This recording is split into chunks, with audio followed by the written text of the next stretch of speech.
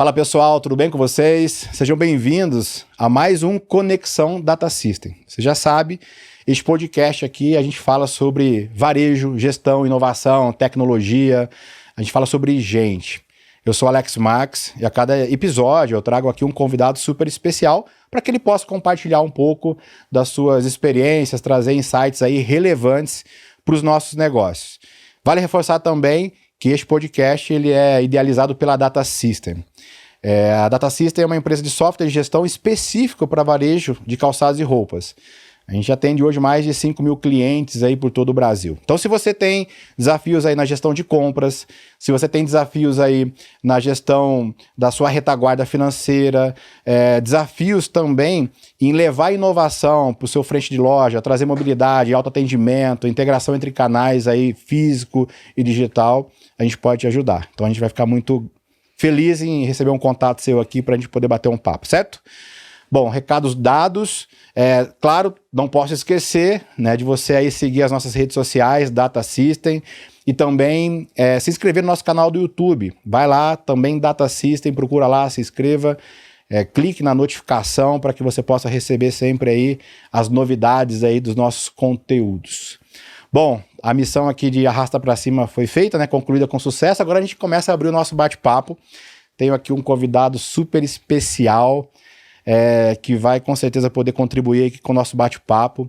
Ele que tem uma experiência bem bacana no varejo, né, liderando aí time de vendas, estratégias aí de transformação digital, vai poder contar um pouquinho para a gente aí dos desafios.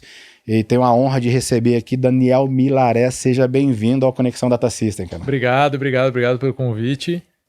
Legal, esperando aí um bate-papo, ver se a gente consegue falar disso que a gente mais gosta, né? Falar de varejo, falar de venda, falar de muito bom. inovação. Aí, Daniel, para a gente esquentar aqui a nossa conversa, né? Vamos lá.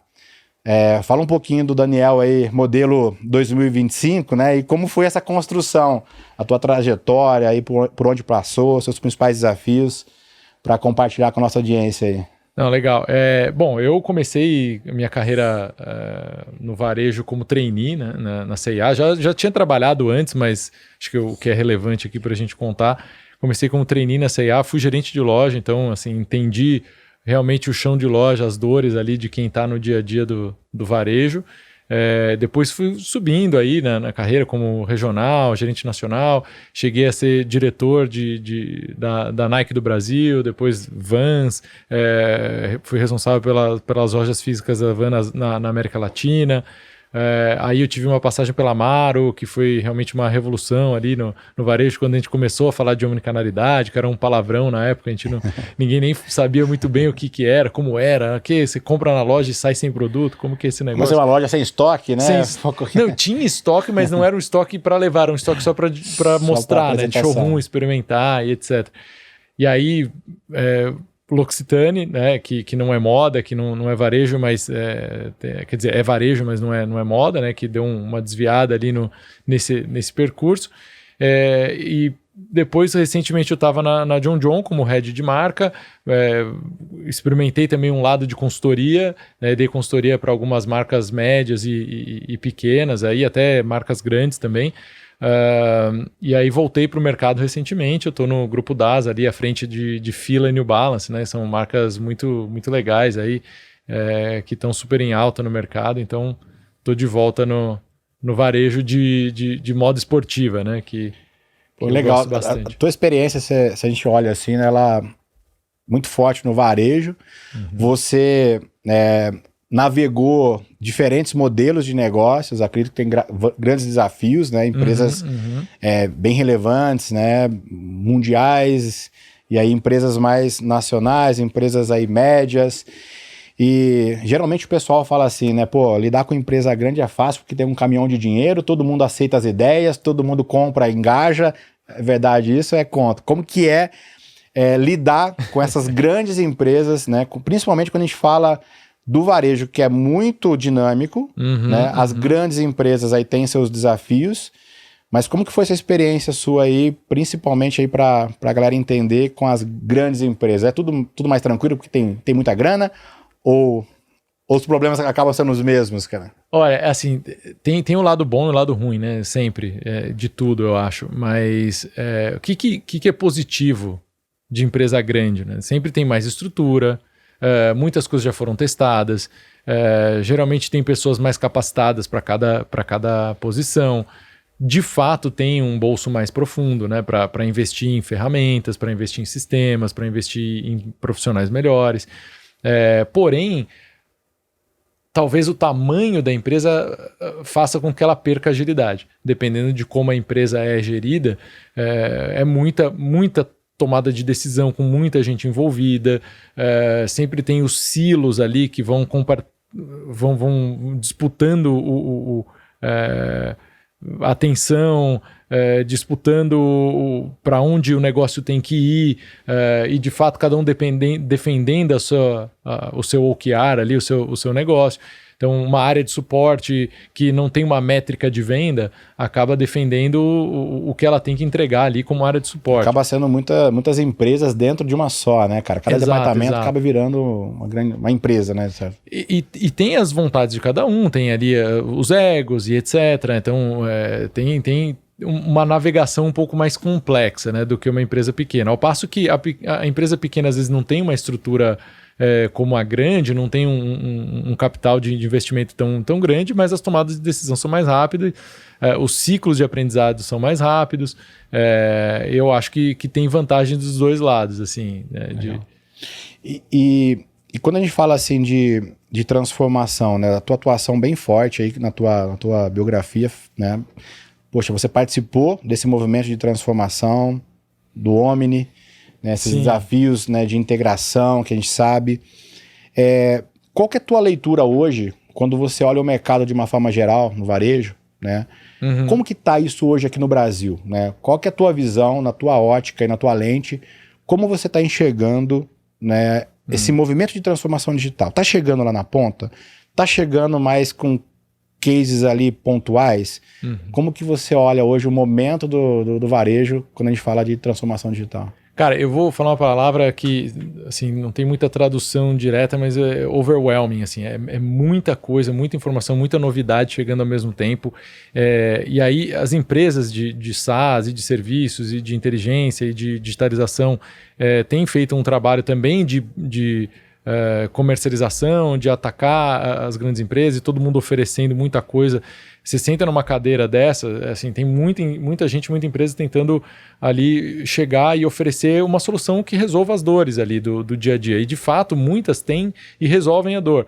Porém, a hora que cada departamento, aquilo que eu estava falando, tá desconexo, não tem uma unidade ali de decisão, não tem uma pessoa para pensar na arquitetura inteira do negócio, corre-se o risco de cada área começar um projeto de um lado, ter várias plataformas para digitalizar processos diferentes e que elas não se conversam. E aí você acaba atrasando ali o processo de digitalização ou então deixando o trabalho não tão eficiente, né, quanto deveria ser. Então, o que eu vejo hoje de digitalização? Acho que tem muita coisa sendo falada, passos largos já sendo dados por muitas empresas, algumas empresas já estão muito à frente do que outras.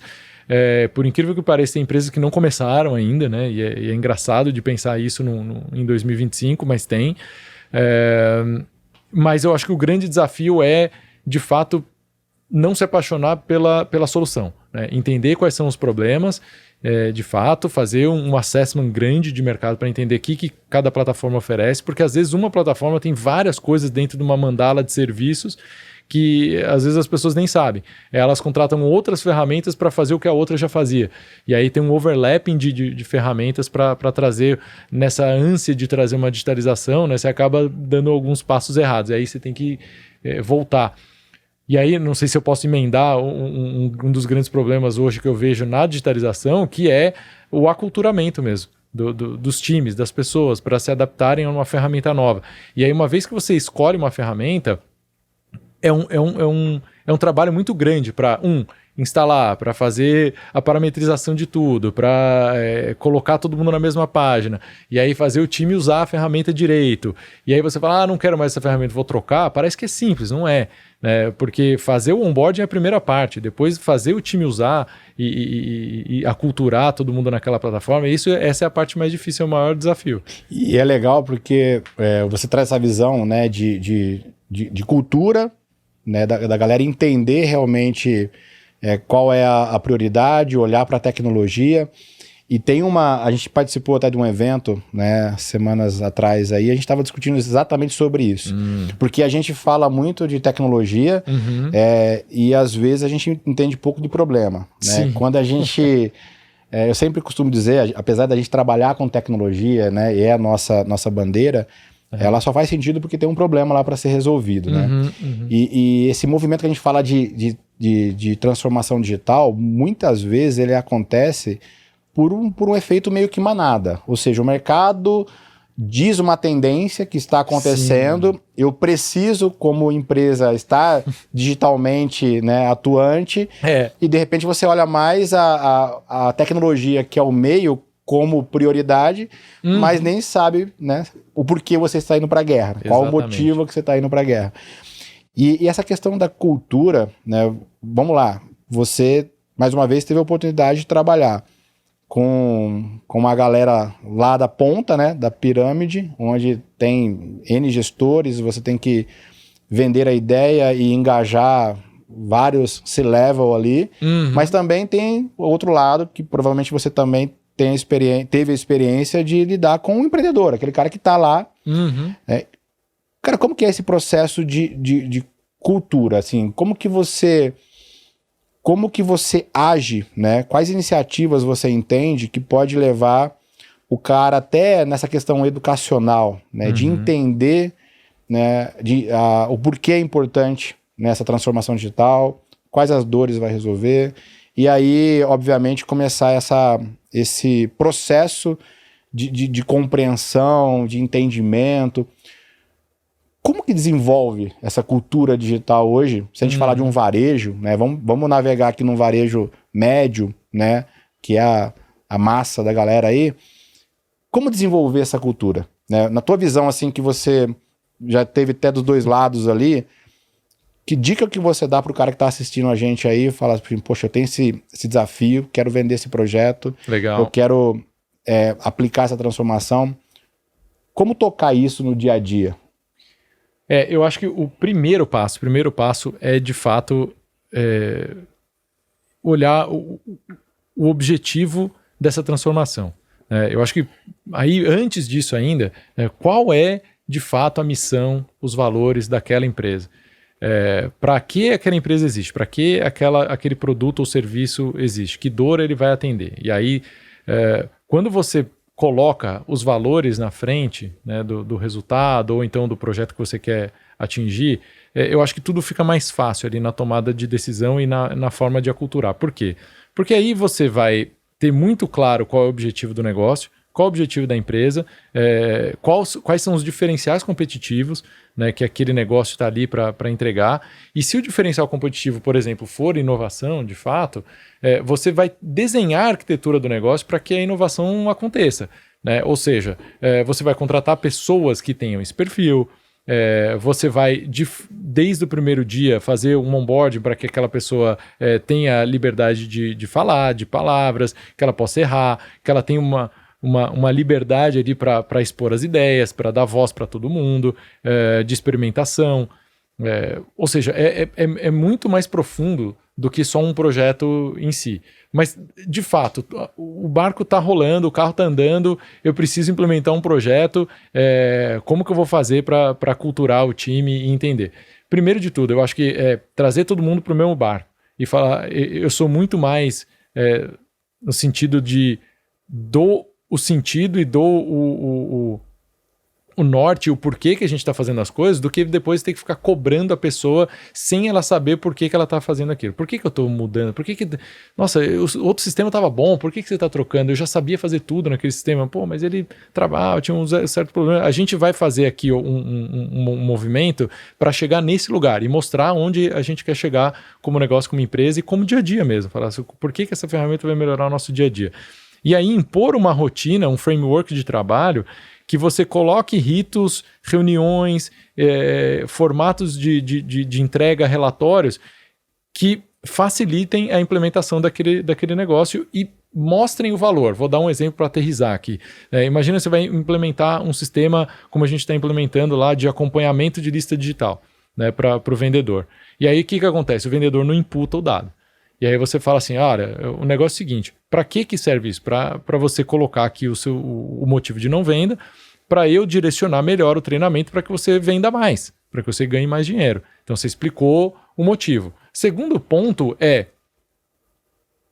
ter que tomar uma medida um pouco mais drástica de falar assim, se você não colocar seu atendimento na ferramenta, eu vou entender que você não atendeu e eu não vou te pagar a comissão.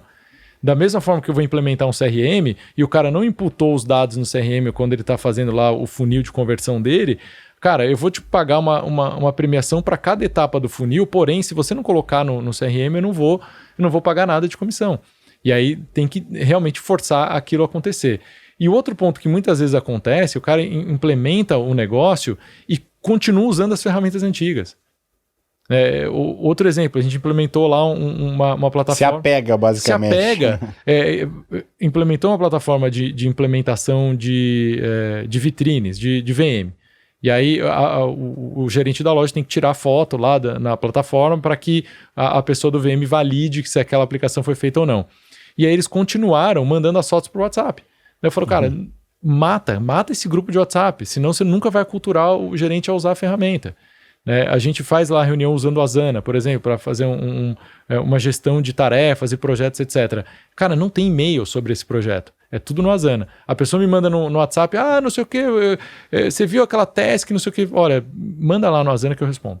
E aí, ou a pessoa às vezes me pergunta por e-mail e eu respondo no Asana, para forçar a cultura. Então, assim, é difícil, mas você tem que ir direcionando para o caminho. E é um processo que ele você tem que ficar em cima, tem que ter repetição.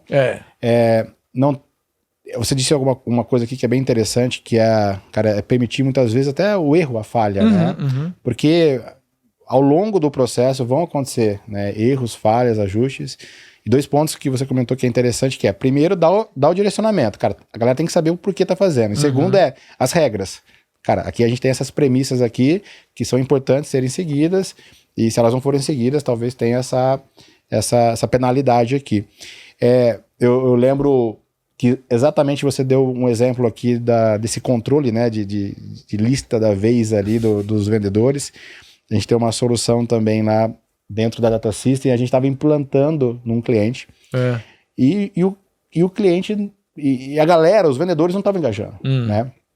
E a gente se aproximou desse cliente para entender, por que não está engajando, né? E exatamente aconteceu isso. A gente chegou para a vendedora e falou assim, cara, por que você está usando isso aqui? Né? A resposta é, porque mandaram. Né? E aí, obviamente... Mais uma coisa que me fizeram aqui para eu preencher. Porque falaram para fazer assim, estou fazendo assim, mas o porquê? Né? E não existia. E foi interessante que a gente trabalhou junto, né?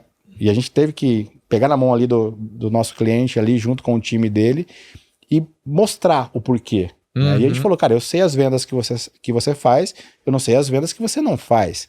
Se a gente não souber disso, eu não consigo te ajudar a argumentar, a criar, né, respostas para as objeções que você vai ter na venda. Sim. E com isso você vai o quê? Vender mais. Você quer vender mais? Quer? Então a gente vai usar? Vamos usar. Cara, e aí mexeu assim 2 dígitos nas vendas. E até para ajustar a demanda de produto, né? Que é a primeira coisa que o vendedor vai reclamar, falar, não tenho produto para vender. Não tenho best-seller, não tenho pão quente aqui. Então coloca lá na ferramenta que faltou qual produto, qual cor, qual tamanho. Aí a gente vai ajustar a demanda.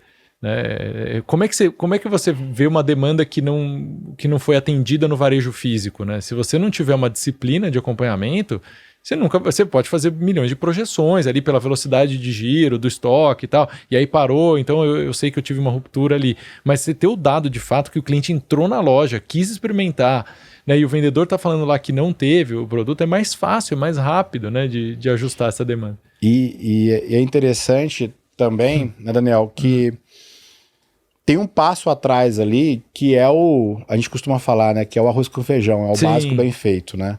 E como que você está vendo, né, esse básico bem feito? Porque a gente tem a experiência aqui de que ajuste do básico é onde está talvez a maior curva que você tem de oportunidade de rentabilizar o seu negócio. Sim. É muito mais fácil você, em tese, você crescer 2 dígitos arrumando o que você faz, melhorando o que você faz, do que você lá implementando uma solução do zero, que depende de maturação, aprendizado e tal.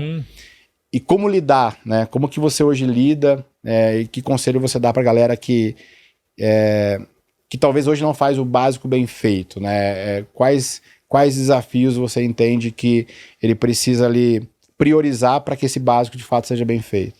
Eu acho que nessa linha, assim, de fato, sempre a organização e a disciplina vão ajudar você a enxergar melhor as coisas. E você, por exemplo, criar uma rotina periódica de análise do que está acontecendo de uma maneira um pouco mais estratégica. Você vai perguntar lá, sua venda não está acontecendo, derrubou, minha venda, estou caindo aqui 30% em relação ao ano passado. Por quê? Porque eu...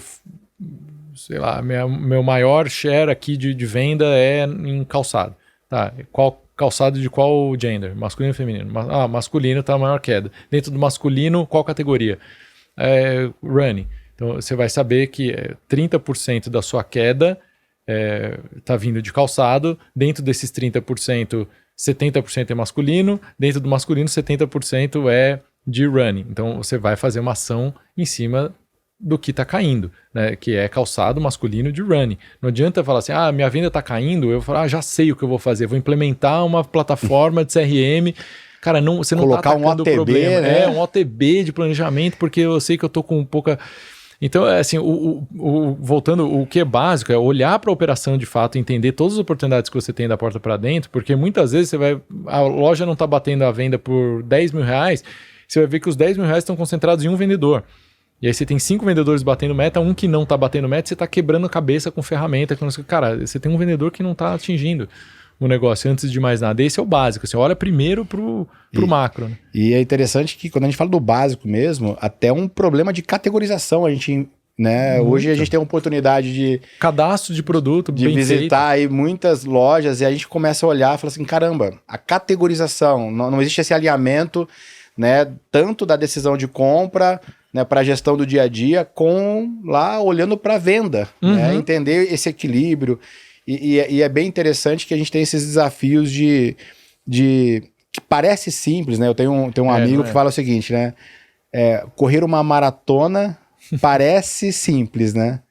Por quê? Porque é um passo depois do outro. Né? Em tese é um passo depois do outro, mas não é fácil. Não.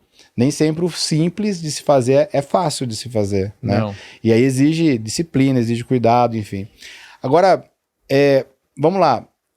Quem que você olha hoje no mercado, né, para varejo? Aí a gente pode abrir aqui para varejo mundial, que você fala assim, cara, tá fazendo um bom trabalho, né? Tem trazido uma visão diferente. Talvez, como lá atrás a Amaro foi referência ali, né? Foi case.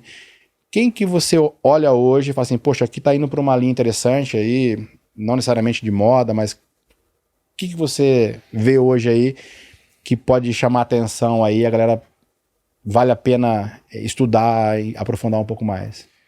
Cara, então, é difícil, sabe que recentemente a gente fez esse questionamento, né, porque a gente está fazendo um projeto interno de evolução da experiência de loja, e a gente falou, quem hoje é referência, né, de experiência de loja positiva, e a gente quebra a cabeça e é difícil de achar boas referências, assim. Eu acho que você vai tendo que beber de outras fontes, assim. Por exemplo, eu dei o exemplo esses dias que eu acho que a gente tem hotéis de luxo, né? Você tem um atendimento completamente diferenciado, você tem uma experiência seamless que você chega, eles já estão inovando bastante para, por exemplo, você já chegar com o check-in feito e já está tudo organizado na hora de sair, você desburocratiza pra caramba, o atendimento é muito legal, você faz o pedido por um aplicativo, você não precisa mais ficar ligando serviço de quarto, etc.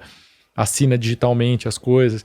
Então, acho que isso é uma fonte que dá para beber, né? Hotel de luxo, toda a experiência, eu acho que o luxo tem uma experiência diferenciada que eu acho que é legal.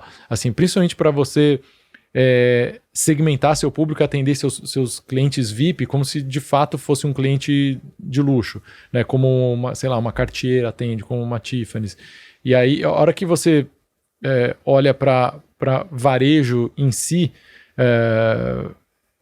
a experiência tá muito nivelada, assim, por baixo, talvez, né? Eu acho que a gente tem tido uma dificuldade muito grande de capacitação, de contratação, acho que isso é unanimidade, assim, que a gente enxerga no mercado, mas de fato talvez esteja faltando a gente, falando de novo do básico bem feito, de trazer essa cultura de atendimento de volta para o negócio, né? Que você está ali, o prazer de servir, né? E isso a gente se perdeu um pouco no negócio. Ficou muito frio, ficou muito digital, ficou muito vamos olhar conversão, PA, não sei o quê, como que a gente faz técnica de venda, mas e o prazer em servir? De fato, a pessoa que está visitando hoje um ponto de venda físico, né, diferente de antigamente, eu acho que cada vez mais ela está ali buscando alguma coisa diferente do que o que ela encontra hoje no e-commerce. Então tá mais fácil também de você chegar e encantar essa pessoa, porque ela já está esperando o encantamento. E aí a hora que a pessoa entra na loja e você faz cara feia ou atende de uma forma, ou você não conhece bem o seu produto, então a hora que eu falo de exemplos, assim, eu acabo bebendo de outras fontes que não do varejo para tentar transformar essa experiência ali dentro, como, sei lá, uma locadora de carro, por exemplo. Eu acho que é uma experiência diferenciada ainda hoje, que as pessoas te atendem com um sorriso, você chega para devolver o carro, o cara fala, e aí, foi tudo bem com o carro? Ele não tá querendo saber se... ele tem que fazer o checklist ali do carro, mas ele acontece e você nem percebe, né? Primeiro ele tá te perguntando, e aí, foi tudo bem com a sua viagem? Que bom que você gostou. Tal. Assim, super rápido, é dinâmico, porque um bom atendimento também é agilidade, também é você ter o produto certo na hora certa, na prateleira correta, bem abastecido. Então, tem outras coisas ali. Tem um caixa que funciona rápido, sabe? Para você não ter que parar ali para esperar nada. E é interessante que quando a gente olha esses cases, né? Principalmente no mercado de luxo ou em outros segmentos mesmo, a gente vê o papel importante da tecnologia e não em assumir o papel do humano, mas assumir um papel operacional para que sobre tempo para o humano ser humano. Potencializar o humano. Que é justamente a gente poder, o olho no olho, a empatia, né, trazer essa proximidade, e às vezes a gente perde tempo, né, com operações, né, básicas ali, com rotinas básicas, com checklists complexos, e aí isso acaba realmente... E a galera é cobrada geralmente por isso. Ela dá mais atenção ao processo, às etapas, em garantir que está tudo ok, do que realmente no atendimento. Sim. Né? E é interessante que o procedimento, por exemplo, aqui no Brasil, quando a gente fala de mobilidade, trazer essa experiência de mobilidade para as lojas, né? Sim. A grande preocupação, e é legítima, dos nossos clientes e de lojistas de uma forma geral, a primeira preocupação cara, e segurança? Como que fica? E o celular? Quem que vai usar? Como que é? Tem a insegurança que a gente fala que é trabalhista, né? Jurídica. Sim. Que a gente tem, de como funciona isso, que são desafios. Mas a questão que a gente sempre defende, a bandeira que a gente sempre defende não vai ter um ambiente perfeito. Claro, tem que mitigar os riscos, enfim, mas em termos de experiência, quando você se propõe a fazer algo diferente, você tem que testar, validar e se permitir muitas vezes a correr alguns riscos para que você realmente possa entendê-los durante a jornada. Sim. E aí, no meio do caminho, ir ajustando e corrigindo, né? É um grande ponto. Bom, vamos lá. Para a gente ir encerrando aí, como que... Eu costumo sempre fazer uma pergunta aqui, né, para a galera. Você tem uma varinha mágica aí, o poder de decidir o varejo ideal, né, na visão de Daniel. Então, daqui 5, 10 anos, na tua ótica, na tua visão, como ou como seria o varejo ideal? Não tem certo e errado, você está com budget infinito, você está aí com ambientes e culturas, né, completamente ajustadas à tua vontade. Sim. Como seria, né, o varejo na visão do Daniel? Cara, eu acho que eu vou por uma linha de, assim, talvez não o que eu gosto, mas o que eu tenho visto, que talvez fazendo uma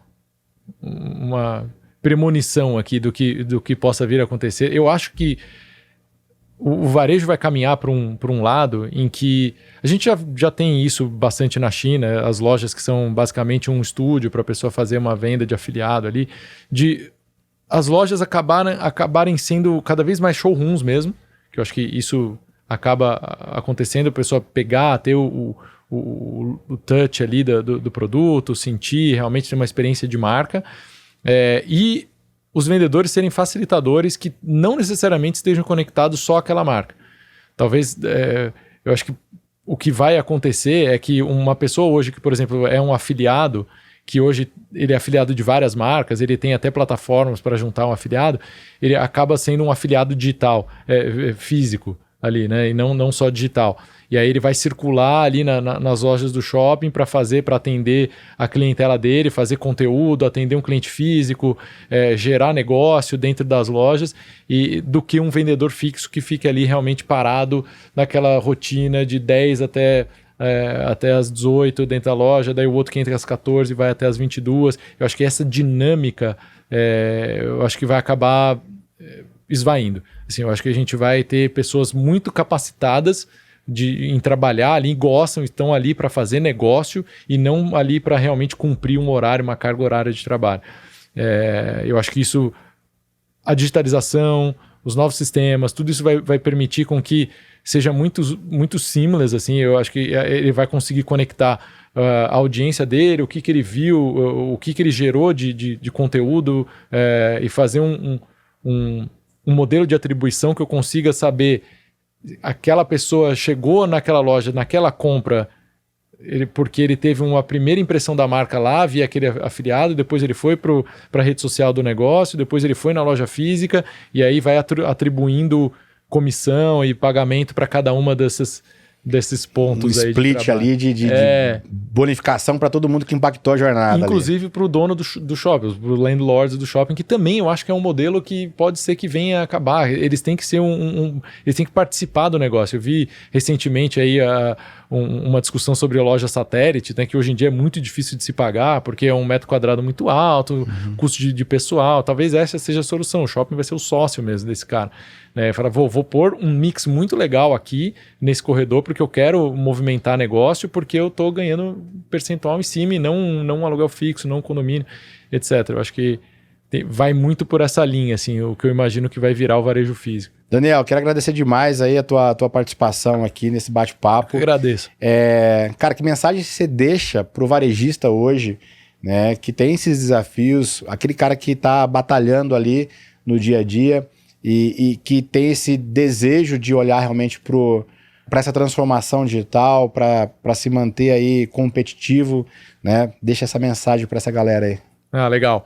Bom, primeiro, o que eu colocaria? Tenha muito claro quais são os seus valores, qual é a sua missão do seu negócio. Para daí você definir quais dores você quer resolver, qual é o cliente que você quer atender para essa dor, como você vai se relacionar com esse cliente. E aí, como você vai se relacionar, tange a qual canal de venda você vai atacar, se você vai ser mais no digital, mais no físico, é franquia, é loja própria, é wholesale, é atacado, e qual é o share split de cada uma das fontes de receita que você vai colocar, para daí você saber quais ferramentas você vai precisar para cada um desses canais, para atingir cada um desses clientes, para resolver cada uma dessas dores. E aí faz um assessment muito grande de marcas, o que acontece, o que tem no mercado para oferecer. Aquilo que tiver uma mandala mais completa ali de serviços é o que vai ser mais fácil de aculturar dentro do seu negócio, e escolhe uma e vai, né, e aplica até o final. E não deixa de olhar para dentro do negócio, para o seu Pareto ali, aqueles 20% que fazem 80% da sua receita. Isso aí é o que vai fazer você, de fato, alavancar, crescer, ter margem, para você poder ter um percentual de experimentação. Deixa ali um 5, 10% do seu lucro, não 5, 10% da sua receita, 5% do seu lucro, para fazer experimentação, porque vale a pena. E aquilo que você testou e deu certo, aí põe gasolina na fogueira. Testei, isso aqui está dando certo, agora eu vou fundo nisso aqui. Mas não deixa de experimentar, sempre um ciclo contínuo. Muito bom, excelentes dicas aí para a galera que está nos acompanhando. Obrigado mais uma vez, a gentileza de estar aqui com a gente. Galera, obrigado pela companhia. Desejo para vocês aí realmente sucesso, boas vendas, bons negócios e a gente se vê em breve. Grande abraço.